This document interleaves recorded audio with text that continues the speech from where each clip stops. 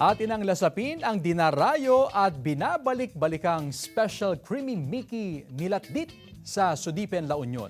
Naritong report.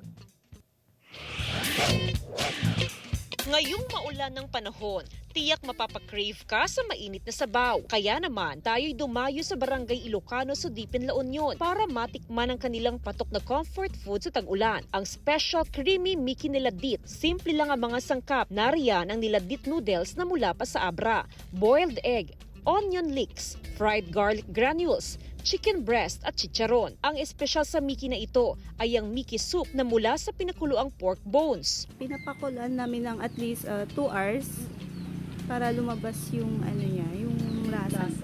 Kapag malapot na, ready to mix na ang sabaw sa niladit noodles. Titikman na natin mga kapuso yung pinagmamalaking Mickey dito sa bayan ng Sudipen. Unahin natin yung sabaw.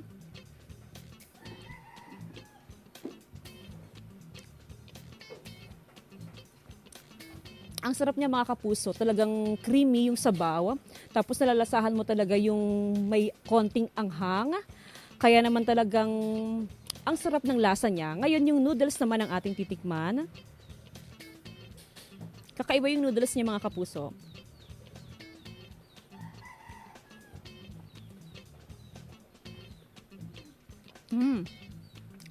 Ang lambot ng noodles mga kapuso. Binabalik-balikan ng mga food lover ang special Mickey Niladit na ito. Ay, yes po, ma'am.